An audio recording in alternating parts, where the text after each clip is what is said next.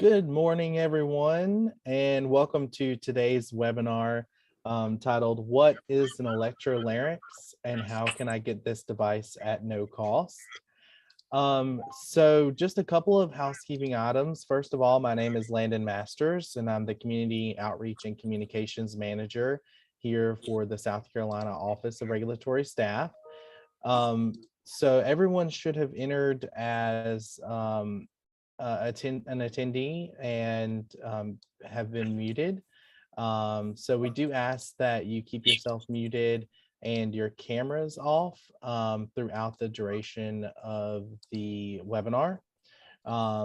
We are recording today's webinar. So if you know someone that was not able to make it today, or you wanted to be able to share information or see this information again, you will be able to have access to that recording and to the slides from today's presentation. So we have a couple of different features here within Zoom that you can utilize throughout the presentation.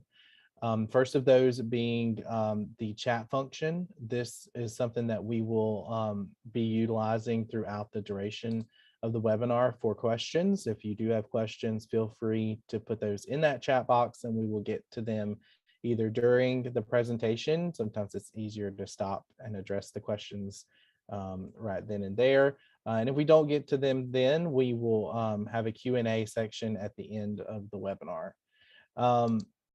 Also, you can do messages directly to our speakers if you'd like to, but if you want your question to be asked to the whole group and answered more easily, just send that chat to everyone so we can see that. And then at the end, as I said, we will have an opportunity for you to unmute if you'd like and ask your question live to our presenters. We have a couple of great speakers today, first being Leah with the South Carolina Equipment Distribution Program, which is administered by the Office of Regulatory Staff. And then the second are our folks from ATOS that will be sharing information about the electrolarynx.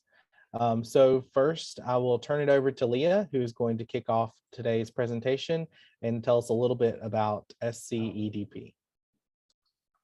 Good morning, everyone. My name is Leah Cuthbertson, and I am the Marketing and Outreach Specialist for the South Carolina Equipment Distribution Program. We are a state agency. We are administered by the Office of Regulatory Staff, and we distribute no-cost phone equipment to anyone who has a hearing or speech challenge. So one of the devices that we can actually distribute is the ATOS electrolarynx that they're going to talk about later in this presentation. So I wanted to take just a moment to talk about how you could apply for our program and what steps you would need to take. Can we go to the next slide, please?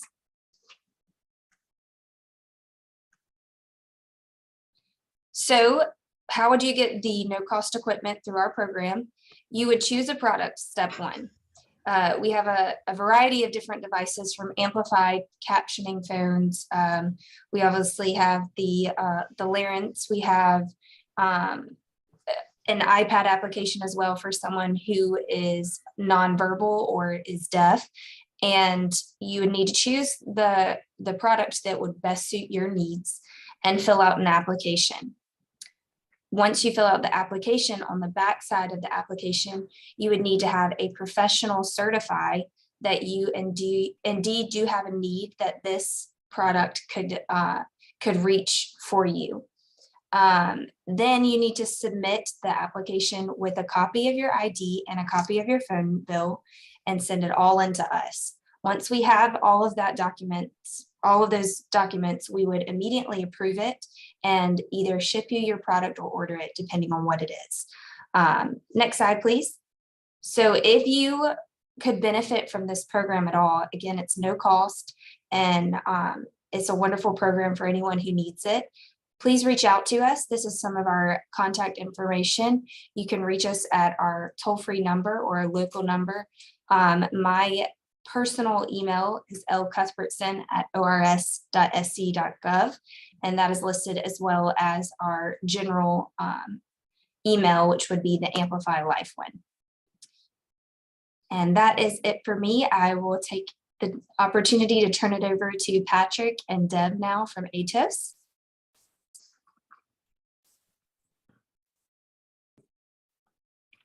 Hello, everyone. Thank you for joining us today. My name is Patrick Thomas, and I'm with Atos Medical. A little bit about myself. I have worked with the electrolarynx community for over 10 years, originally starting with the manufacturer of these devices, Griffin Laboratories here in Southern California. And as of recently, I was able to be lucky enough to get brought over to Atos, and now I am a part of the dynamic duo for the electrolarynx business development. So, and then over to Deb. Hi, everyone. My name is Deb Hollida, and thank you so much for being here today. We really appreciate it. I've been working for Atos Medical for about 5 years now. I started out in a support role, just contacting our customers every month to review their products. And then in the last couple of years, I evolved into the electrolarynx specialist here, and I work closely with Patrick. So today we're going to talk to you about one of the items that's offered through the program, and that is the ProBox True Tone Emote Electrolarynx. So we're excited to get going.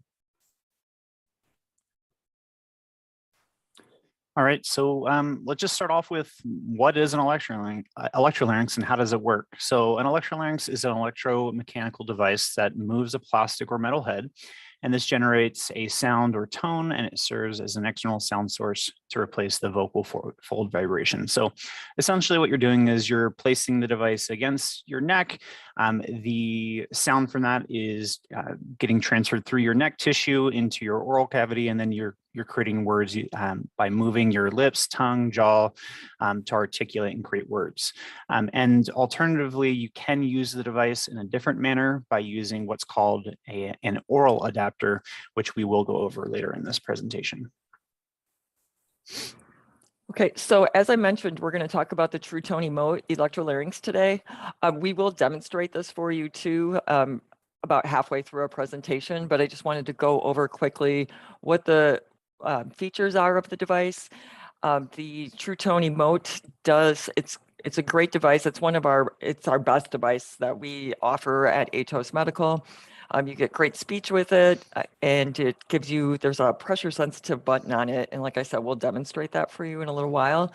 When you press on the power button, there is an emotion button, is what we call it, to be able to give you intonation in your voicing.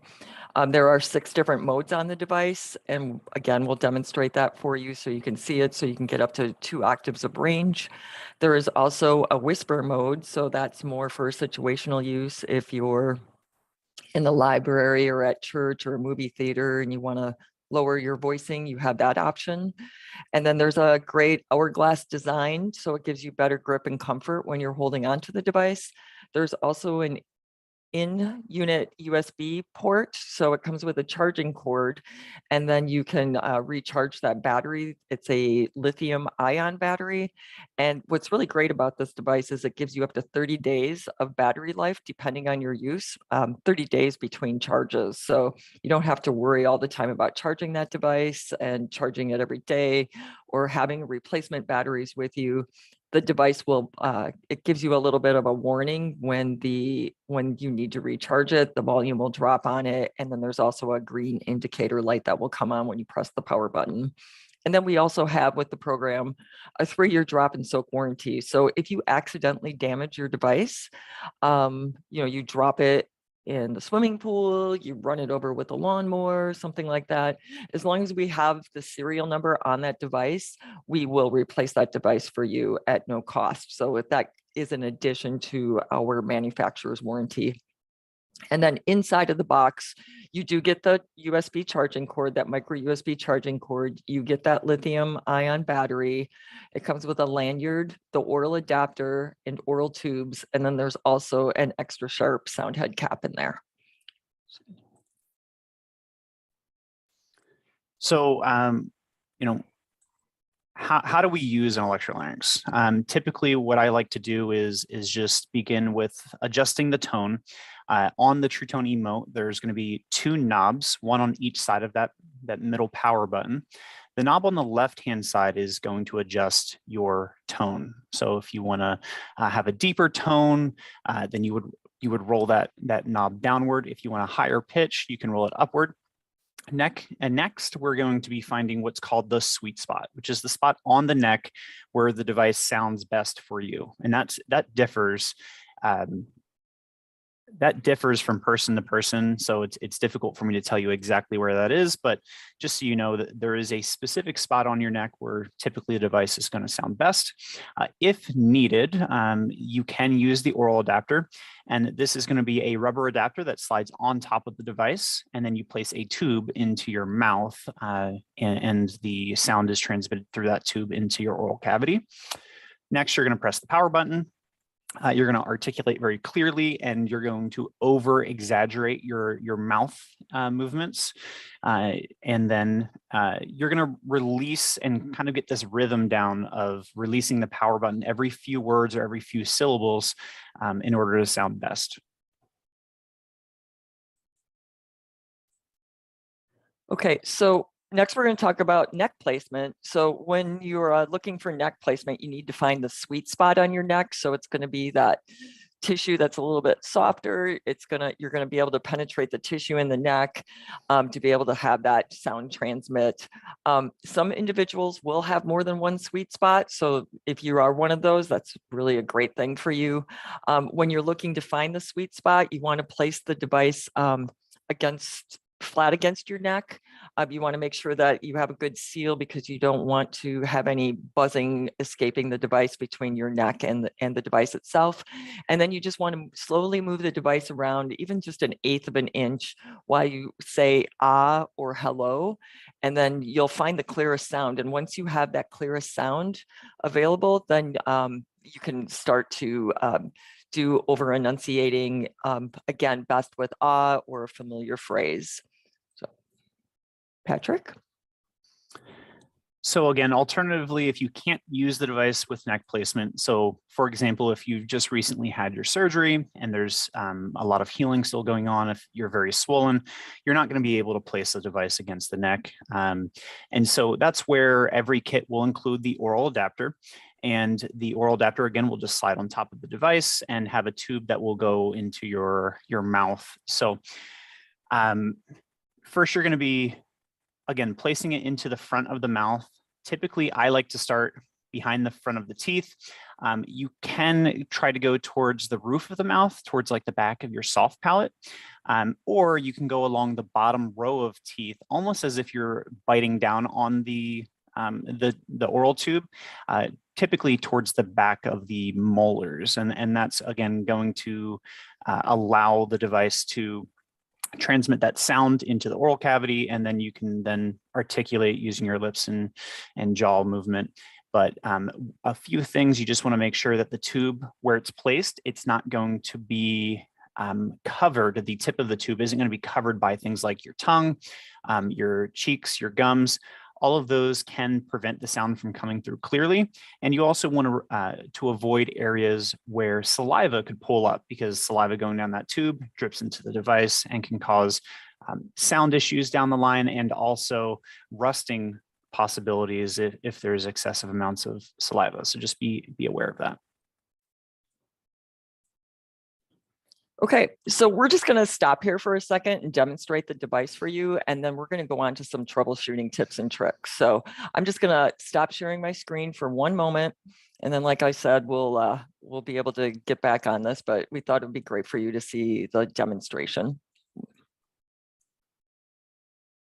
All right, so here we go. We have, hopefully you can all see me okay.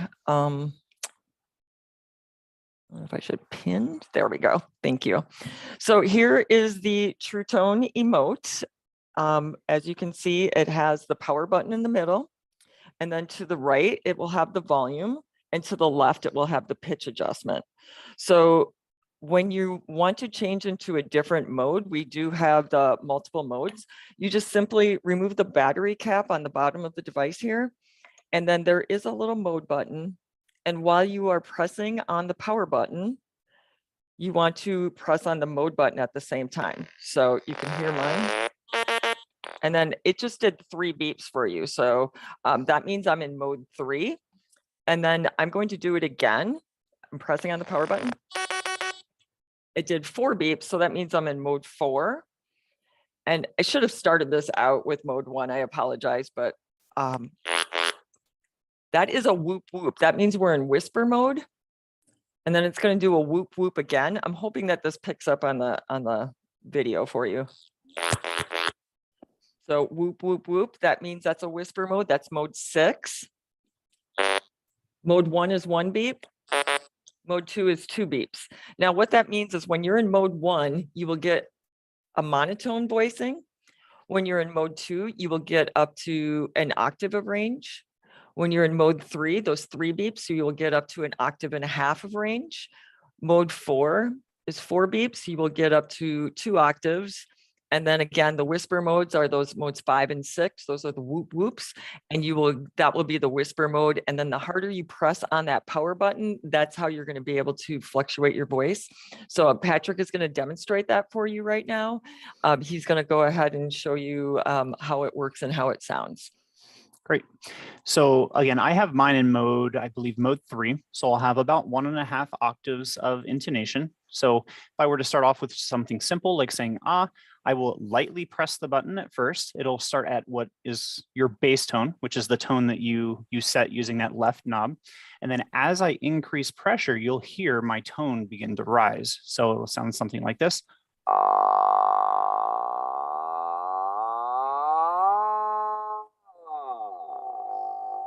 And that's all happening with just a single press of my button. So that allows you to sound more natural. You can show excitement. Wow, I'm really excited to be talking to you today. So instead of being very monotone and just, hello, how are you? I'm very excited to see you all. It allows me to add that intonation that we naturally do with our natural voice and gets you to the point where you can start expressing yourself again like you used to. So those are the basics to using that intonation. I did want to highlight the oral adapter use. And again, this is something that if you're just recently getting your surgery, you're more likely to be using it this way for the first few months. Typically about, I'd say 6 months after your surgery is when you can potentially start using it with neck placement. Some a little earlier, some a little later, but right around 6 to 9 months is typically what most are, able to start using it with neck placement. But at first you're going to use it with the oral adapter. So every kit will include the oral adapter here, which is this black rubber adapter. And then it will include 2 of these white tubes and 2 of these clear tubes.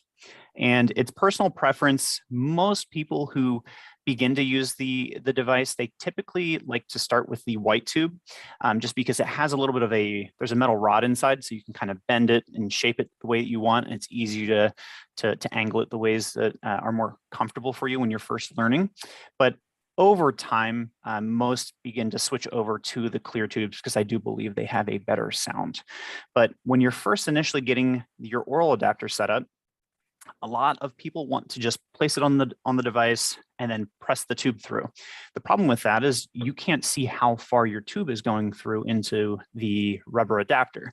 And most of the time, the tube is then placed on top of your electrolarynx, and it's causing some not so great sound quality. So what I always recommend doing is taking your oral tube, and then placing it through the oral adapter until you can see it just become flush with the inside. You don't want to push through much further. You want it to just be flush with the inside of that oral adapter. After you do that, then you can go ahead and place it on top of the electrolarynx. And from there, place the tube into the corner of the mouth. I typically try to stay away from the middle of my lips, just because that's where you're going to be articulating. And by going into the side of the mouth, your tongue, it's easier for it to maneuver the way it normally would. Whereas if it's in the middle, now you have to maneuver your tongue around this tube in the middle of your mouth. So I always like to start in the corner of the mouth. And let me turn my volume.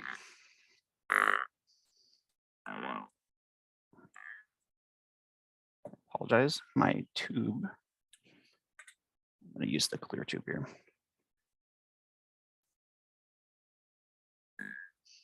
Hello, how are you? So as you can hear, hello, how are you? My name is Patrick. 1, 2, 3, 4. So again, you would just need to make adjustments to your tone, make adjustments to your volume to find that spot where the device sounds the best for you. And it takes a little bit of fine tuning. And again, make sure you're going in the corner of the mouth and staying away from areas where saliva is going to pool, because that saliva will start to travel down that tube into the top of your device, and it could potentially cause issues with your with the sound quality of your device.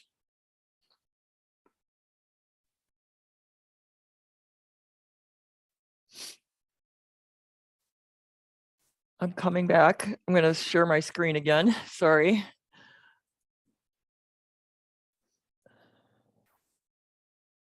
All righty. So next we're going to go into, like I said, some troubleshooting tips and tricks. Oh, I tongue-tied this morning. So we're going to go over some tricks for you and help you out. And then after we're all done here, we will have some time for questions.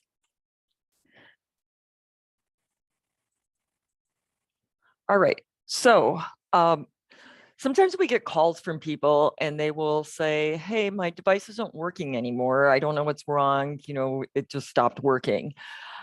The first thing that we always tell people is to check the volume. And I will say, we never mean to insult anybody, but this does happen. It just happened the other day. I had somebody, it was actually through another state program, and we were on camera. They had people from the state program there helping this woman with her device. And I just like, can you turn up the volume? And it worked. So it does happen. You're tinkering around with it and the volume can go down. So that's always the first thing we say. The next one is when you're holding on to that power button, if you see the green light illuminating, that means that the battery is low or the battery could be dead. So we always say just lightly press on that power button also to see if maybe they are in whisper mode, because if you're pressing on the power button and you're in whisper mode, what'll happen is it'll be really light. And then when you press harder, the volume will increase. So we want to make sure you're not in the whisper mode as well.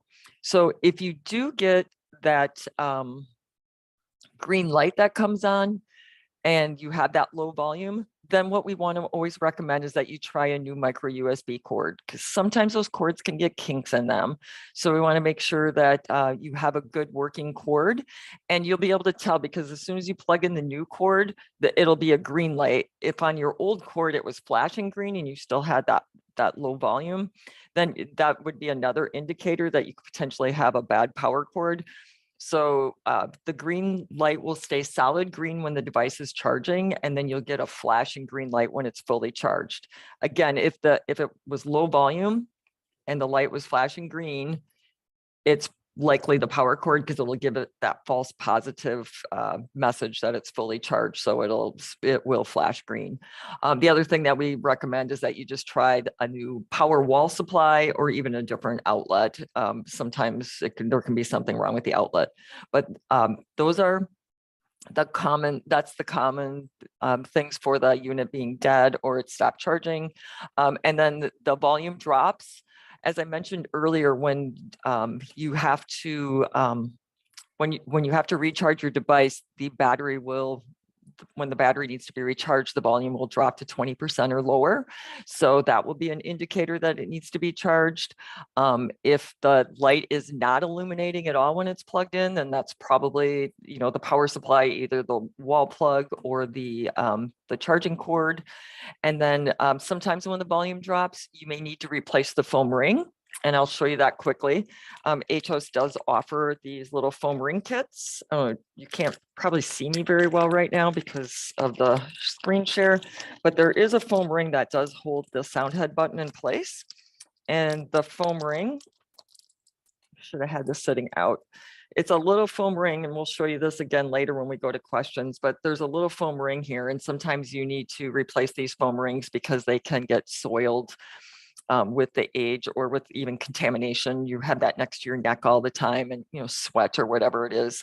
So then we just say to swap out the sound head cap. Okay, Patrick.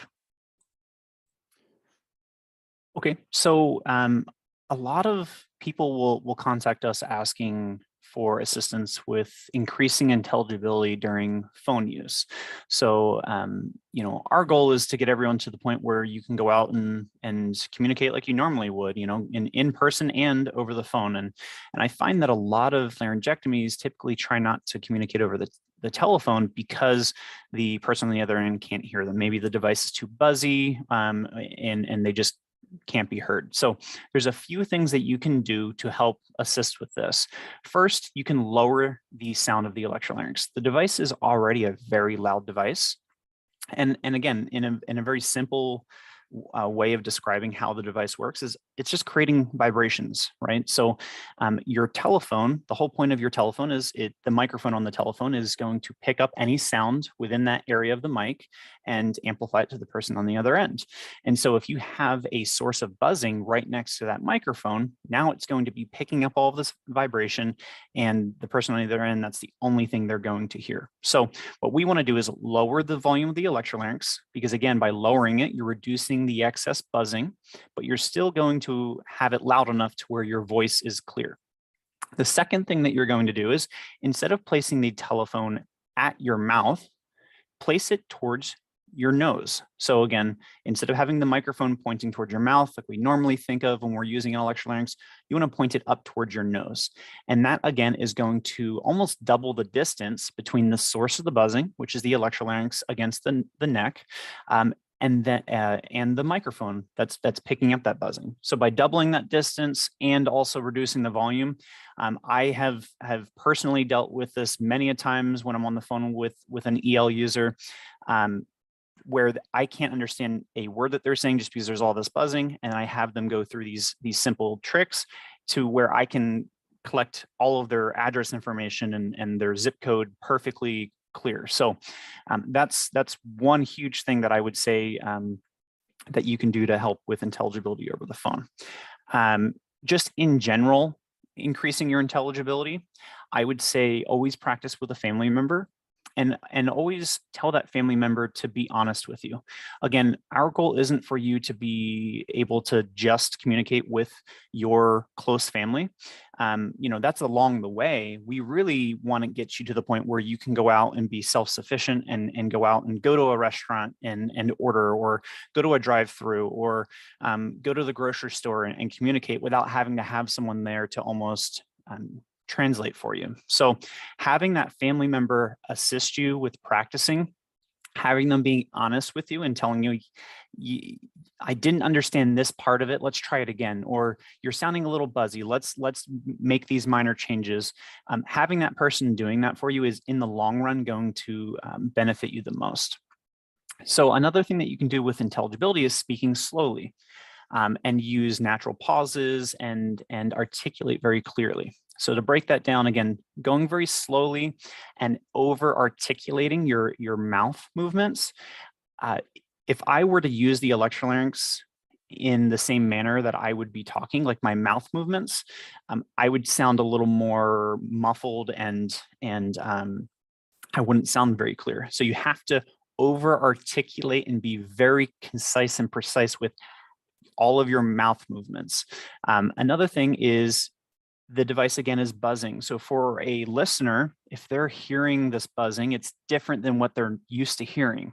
So in order to help with that and help them hear more of what they're used to, I would suggest releasing the power button every few words or every few syllables. This provides a little gap in the buzzing sound, and for the listener, it becomes easier for them to follow along. And then when it comes to oral adapters, I know we've talked about this, but just to kind of recap, again, place the oral tube towards the corner of the mouth. You can go right behind the front of the teeth. I found behind the almost canine teeth. That's a really good starting point, right in the corner of the mouth, just with a small amount of the tip of the tube in the corner of the mouth, barely inserted into the mouth. That's a great option as well. You can go towards the back of the soft palate, or you can go towards the back of your molar teeth, almost like you're biting down on it. And again, you want to stay away from the gums, inner cheek, tongue, just because the tube does have a single exit, right? And if you were to cover that exit, now it's muffling the sound and it's not going to come through as clear. And then again, just to really drive this through, try to keep the tube away from the saliva. So I usually like to point the tube towards the upward. So that way it's not pointing down towards where the saliva would pull, and that way you're going to prevent saliva from getting in the tube, which again will muffle the sound, but also we're also concerned about the damage that saliva could cause if it becomes excessive.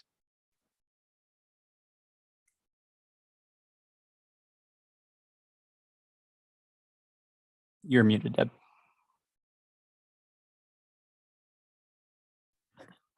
Boy, oh, I really messed it up here.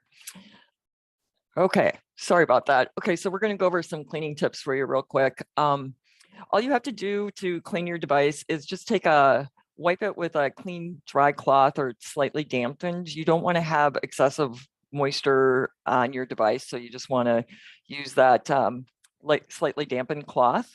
Like I said, you don't want to get any excessive moisture in there. You don't want to get that moisture in the device. And then you can also use a little bit of rubbing alcohol or mild soap. We do prefer that you use the rubbing alcohol just to clean it off. Think about caring for your cell phone even when you're just cleaning off your phone once in a while, because we're touching all different types of surfaces throughout the day. So you want to make sure you're cleaning your device. If you happen to get a sticking button, that's something that happens too. We're eating, we have things on our hands, and so the power button can stick sometimes. So if your power button is sticking, we have a very simple solution. It's been tested. We're even going to be launching a troubleshooting video on this and soon. I'm not sure exactly when, but we'll be launching a troubleshooting video. But the power button, it can stick sometimes. So all you have to do is take some isopropyl alcohol, get a cotton swab and and a paper towel. You want to dip that cotton swab into the alcohol and then just dab off the excess alcohol, and you want to go around the power button probably 5 to 6 times and then press on the alcohol or on the power button. I'm sorry. That will allow that alcohol to get in there to start to clean that out. And you just want to repeat that. You're going to go through those steps. Sometimes you can do it up to 20 times, but that button will stop. It will stop sticking. I will say that Patrick, for our troubleshooting video that we did, he did take some jelly and got it all nice and mushy inside of there and let it get all crusty so the power button was sticking. And then he was able to get that to no longer stick. So just want you to know that's tried and true. It really works. So that's a great solution for you. And then for the oral adapter, if your oral adapter needs to be cleaned, all you have to do is wash it in warm soapy water. We just say to let it soak in there for about 10 to 15 minutes, let it completely dry, and then use an alcohol swab or something to clean off the surface around the sound head to get any debris off of there, and then you'll have those 2 clean surfaces that you can put that oral adapter back on. The oral tubes should be replaced as needed. You can wash those in warm soapy water if you want to, but they do need to be replaced after a while. Also, sometimes the oral adapters, if you push them on too hard, they can overstretch. So over time, it may overstretch. And if it's not a cleaning situation where it keeps falling off and you just clean it and it's overstretched, then you may have to replace that oral adapter. So you can call H-House Medical and we can help you out with that. If your device happens to get water damage, over the summer, I had a woman call me. She dropped her, one of the kids kicked actually her electrolarynx into the swimming pool, and she managed to get it out of the pool. She cleaned it with the dry cloth. And then we say, don't turn it on, and then go ahead and remove the battery and the battery cap, dry those off, and then just go ahead and put the the electrolarynx in a sealed container with the instant rice, the dry rice, and let it sit there for 24 to 48 hours, just like you would do with a cell phone. And that should take care of it. If it doesn't, again, you can call H-House Medical. As I mentioned earlier, we have that drop and soak warranty. So if you have any issues, you can give H-House Medical a call. You can call our customer service team. We do have staff there that can help you with your troubleshooting and figure out the next steps for you. So I can stop sharing now. We can ask some questions, but real quick, I just wanted to provide, I'm going to skip ahead one slide and just get you our contact information. My name again is Deb. So it's deb.holida@hostmedical.com. And then Patrick is patrick.thomas@hostmedical.com. So I'll stop sharing and we'll just open it up for questions for you, okay? Awesome. Thank you so much, Deb and Patrick. I mean, it's truly interesting and amazing that, we have this technology available for folks. And I think that's one of the reasons why we wanted to make sure that we highlighted that we have this available through our equipment distribution program for anyone that needs it here in South Carolina. They can get that at no cost to them through EDP. So I'm going to turn it over to Leah, who I think may have a couple of questions, and then I'll join back here in a second. Yes, I had a question for y'all. If you are, regularly maintaining it according to y'all's suggestions and guidelines, about how long would the electrolarynx last? What's the lifespan of one? So that's really difficult to answer. And this is coming from someone who was repairing them for 6+ years. And I had devices that were 20+ years old coming in and they looked brand new and it was just getting sent in for a tune-up. And then I had other devices that were 6 months old that looked like they were 20+ years old. So it all depends on how, everyone's situation, right? I mean, are you still working? I have individuals who work and they work in a construction business. So for them, they're getting, it's getting exposed to a lot of external situations, where then you have other people who may be retired, who are more at home or not necessarily exposed to those types of elements. So it all depends. I mean, in reality, the device at a minimum should last you a 3-year period of time. But again, it all depends on that specific person's situation. That's why we do pair it with that 3-year drop and soak warranty, because again, we don't want anyone to have to limit what they're doing in their daily habits. We want them to be able to go out and really enjoy life. We don't want you to be concerned, am I going to drop this? What happens if I drop it and break it? We want to be able to offer that freedom to go out and really enjoy yourself. Thank you. That perfectly answers my question. Awesome. And Leah, I have a question for you. So we've talked about, getting this equipment through the program. And then, this is something that folks are using on a daily basis. If they have an issue like that and they've gotten this piece of equipment through EDP, how do they handle that, either replacing the equipment or getting a repair for equipment that they got through the EDP program? So I think that ATOS is a wonderful resource to reach out to with their customer service. They obviously have some tips and tricks for, the regular maintenance of that could be very helpful. If there's an issue that goes beyond cleaning or something like that, it would need to come through us if it was distributed through us. And I believe that warranty, correct me if I'm wrong, Patrick and Deb, would still carry on through us. We would just be the kind of second party that it's going through to get that warranty. And because we keep track of all the serial numbers and things like that of the devices, it would need to come straight to us in order to be replaced. And I know that does put a few people, out of being able to communicate for a few days, depending on if they need a part replaced or if the whole thing needs to be replaced. But it does have to come through us in order to get that repair. Thank you. I don't know if Deb or Patrick, if you have anything to add to that, but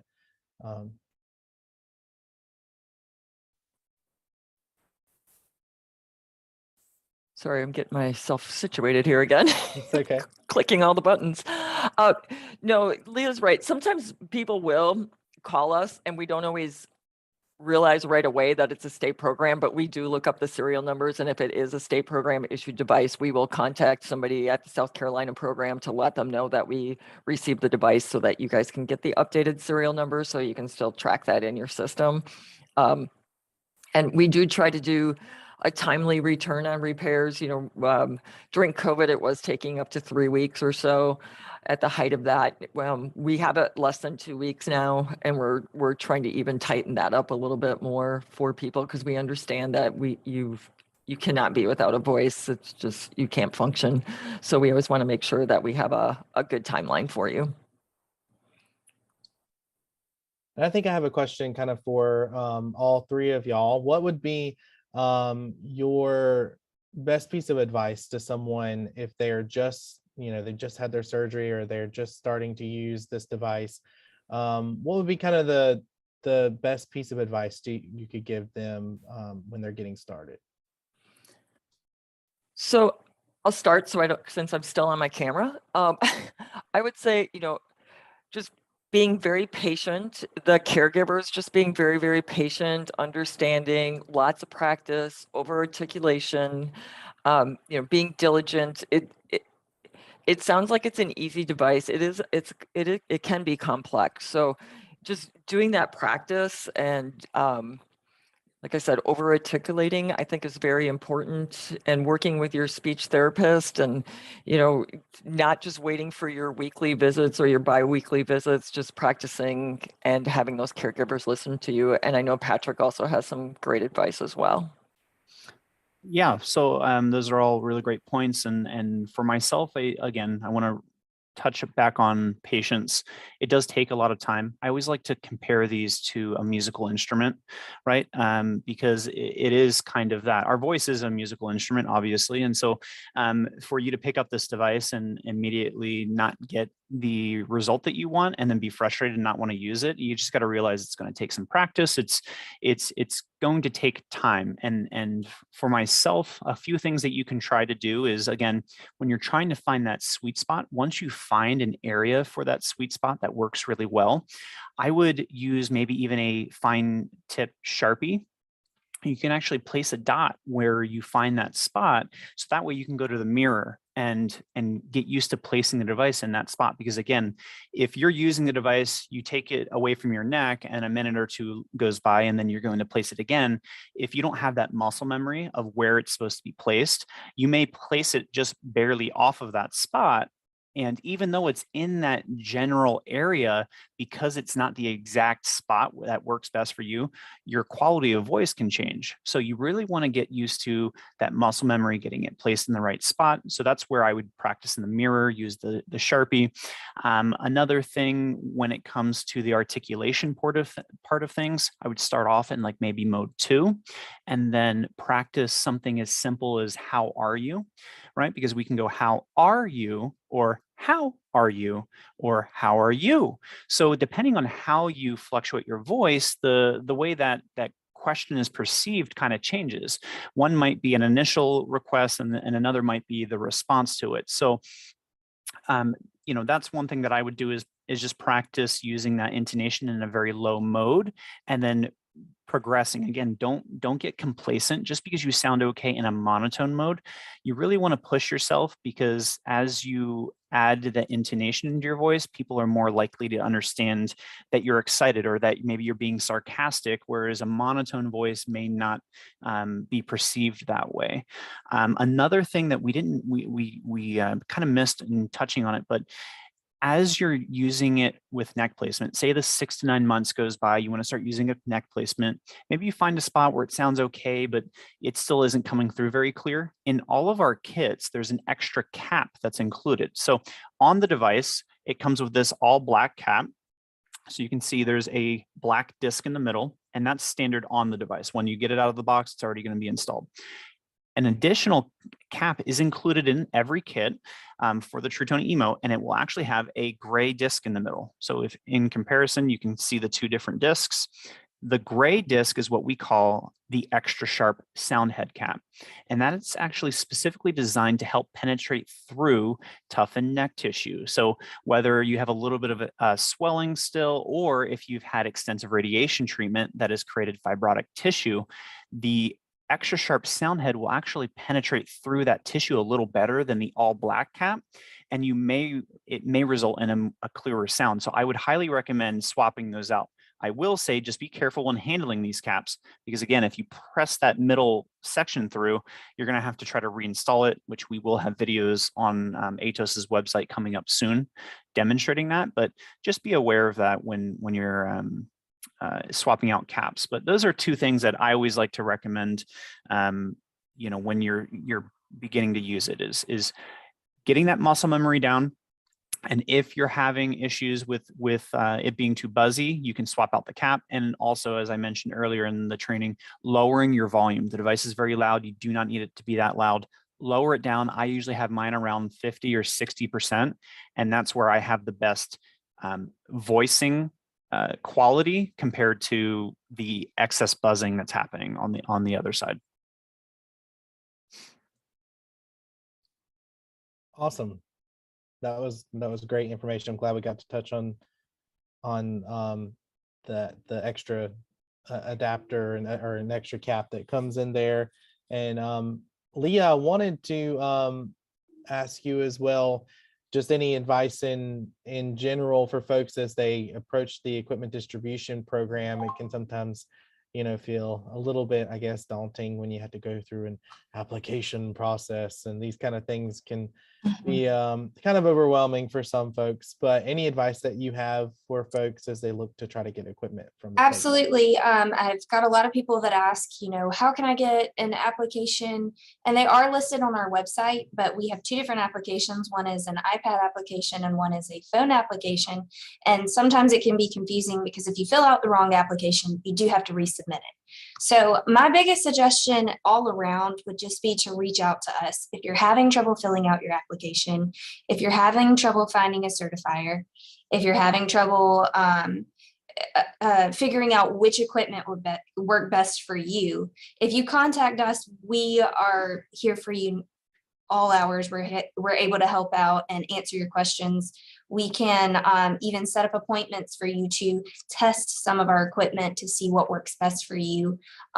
We've helped people fill out applications and know what goes where. We've helped people submit documents. So I would say we are your biggest resource. If you're having any trouble at all, call us and we're happy to see how we can make that process any simpler. Awesome. Thank you.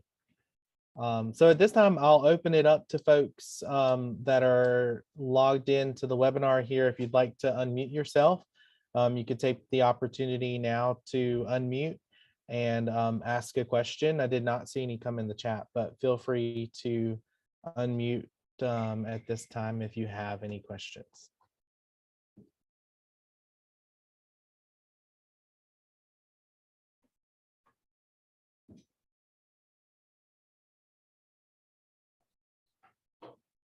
Well, we do have the recording on for this, so you can go back and view the information if there's anything that you missed, and we'll also send you the contact information for the speakers. So if you do have any questions that come up after the webinar has ended that you said, oh, I wish I would have asked that, feel free to reach out to them and get all those questions answered. But as I said, the recording will be available and we will send that to folks that registered for the webinar. Feel free to pass that information along. And the information can also be found on the EDP's website at scedp.sc.gov. So with that, we appreciate everyone for attending today's webinar. And we look forward to seeing you on our next webinar where we share information about equipment available through SCEDP. Thank you very much. Have a great rest of your day.